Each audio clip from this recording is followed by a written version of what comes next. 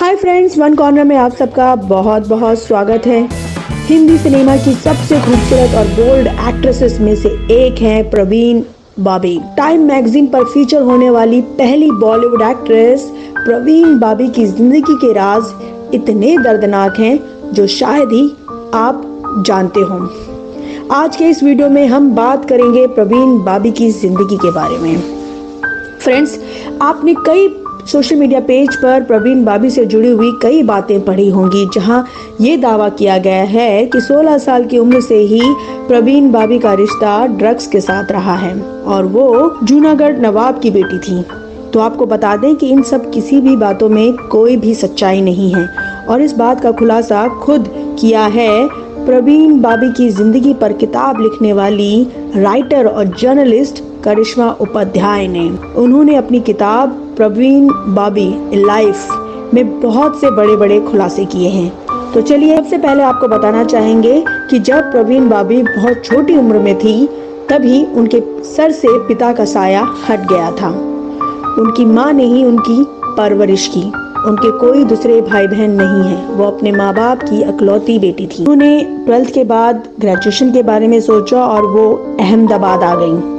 आपको बता दें, प्रवीण बाबी शुरू से ही उन लड़कियों में से थी जो शायद ज्यादा बात करना पसंद नहीं करती थी, बहुत ही शर्मीली थी। जब वो अपने हॉस्टल में रहने लगी दूसरी लड़कियों के साथ, तब उन्हें अपनी जिंदगी के बारे में सोचने का मौका मिला।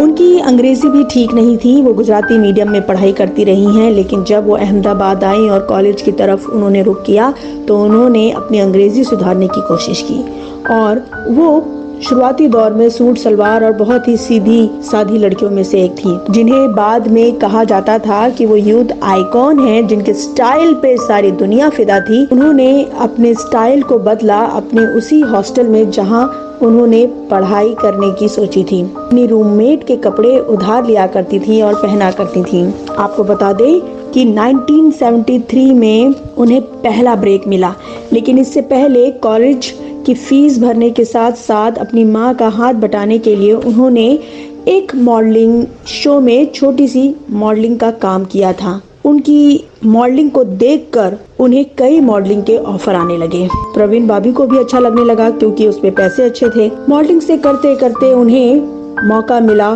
फिल्मों की तरफ आने का। 1973 में उन्हें पहली फिल्म मिली। हालांकि वो फिल्म इतनी चली नहीं, वो फिल्म फ्लॉप रही। वो फिल्म तो नहीं चली, लेकिन प्रवीण बाबी का काम लोगों को पसंद आने लगा। आपको बता दें कि जिस टाइम मैगजीन ने पहली बार प्रवीण बाबी को फीचर किया था, उसी टाइम मैगजीन के दिए इंटरव्यू में ये भी जिक्र है कि प्रवीण बाबी का स्टारडम और जादू हर निर्माता और निर्देशक से लेकर हर हीरो के सर चढ़कर बोला करता था।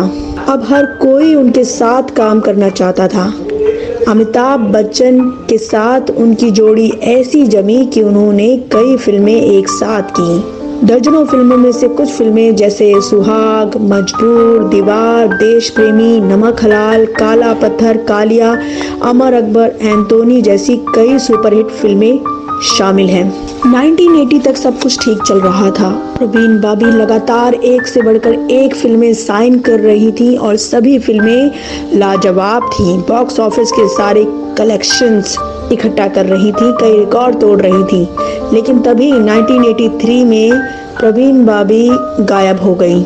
जी हाँ, 80 के दशक तक सब कुछ ठीक रहा, लेकिन 1983 में प्रवीण बाबी को ना जाने क्या हुआ कि वह किसी को बताए बिना ही फिल्मों और इंडस्ट्री की चकाचौंध से गायब हो गई। किसी को इस बात का पता ही नहीं लगने दिया। सब लोग ये हैरानी में थे कि प्रवीण बाबी आखिर अचानक क्यों और कहां चली गई।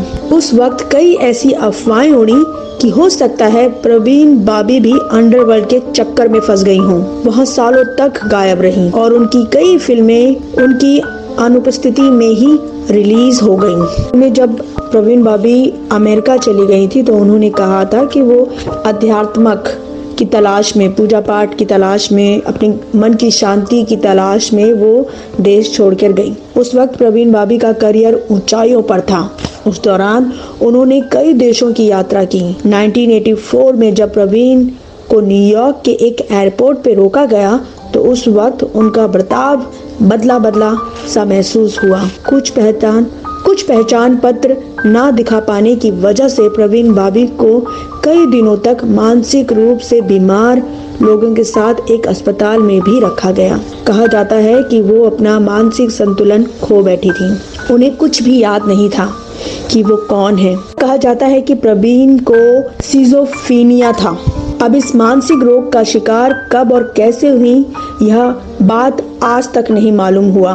पर ऐसा कहा जाता है कि दौलत और शोहरत के बावजूद भी प्रवीण भाभी अंदर से काफी अकेली थी और शायद यही उनके मानसिक रोग की वजह बनी। हालांकि प्रवीण भाभी ने कभी इस बात को स्वीकारा नहीं। वह फिल्म इंडस्ट्री पर ही आरोप लगाती रही कि उनके साथ इंडस्ट्री से जुड़े लोग षड्यंत्र रच रहे हैं, उनकी छवि खराब करने की कोशिश कर रहे हैं, जबकि ऐसा था नहीं। को कभी प्यार नसीब ही नहीं हुआ। अगर उनकी लव लाइफ की बात करें तो वहाँ भी उन्हें धोखा ही मिला।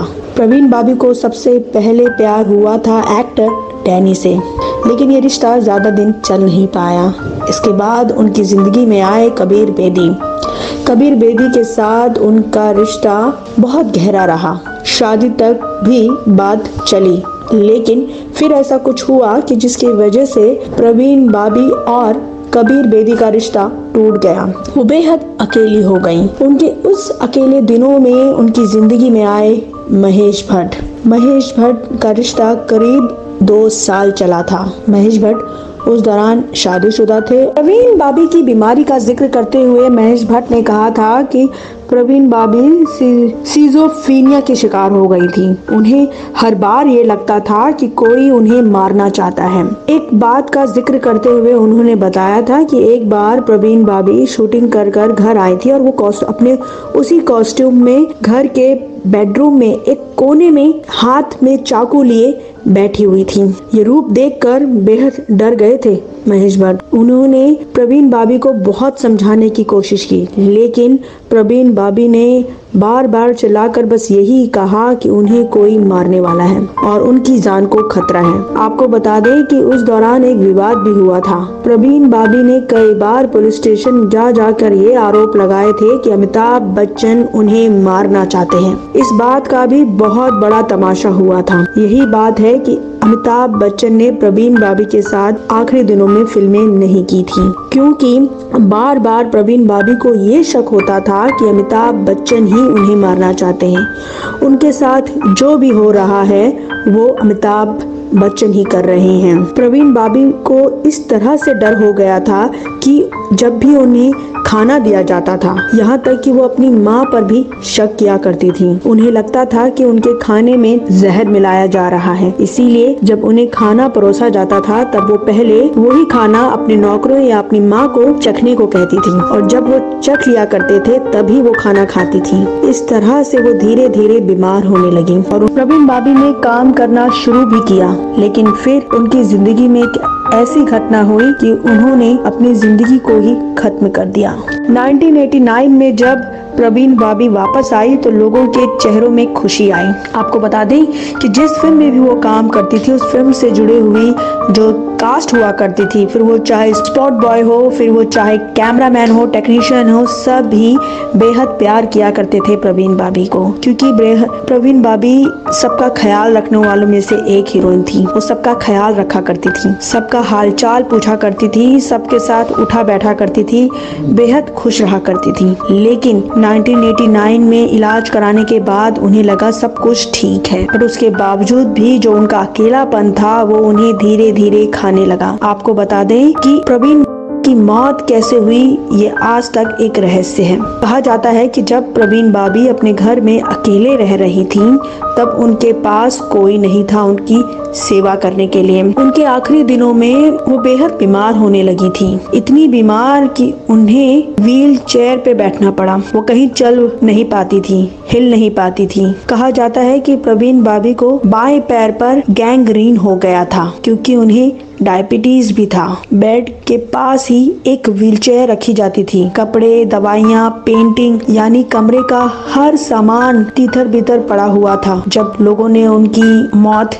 देखी, 3 दिन पहले ही उनकी मौत हो गई थी और उनके कमरे से एक अजीब सी स्मेल आ रही थी। अपने आखिरी दिनों में चलने फिरने में भी असमर्थ थी, व्हील चेयर का सहारा लिया करती थी। जब उनका पोस्टमार्टम हुआ तब पता चला कि प्रवीण भाभी की मौत 3 दिन पहले ही हो गई थी और 3 दिन से उन्होंने कुछ भी खाना नहीं खाया था, बस शराब और दवाइयाँ ही खा रही थी। उनकी मौत की खबर सामने आई और जिस हालत में उनकी मौत हुई ये देख पूरे इंडस्ट्री को दहला दिया था, क्योंकि जिस खूबसूरत चेहरे की दीवानी हुआ करती थी पूरी इंडस्ट्री, वो खूबसूरत चेहरा अब खूबसूरत नहीं था। एक दर्दनाक कहानी है प्रवीण भाभी की जिंदगी से। प्रवीण भाभी ने अपनी जिंदगी में शोहरत देखी, पैसा देखा, कामयाबी देखी, लेकिन उनके अकेलेपन ने उन्हें खत्म कर दिया। हमारे YouTube चैनल वन कॉर्नर को लाइक करें, सब्सक्राइब करें और बहुत सारा प्यार दें।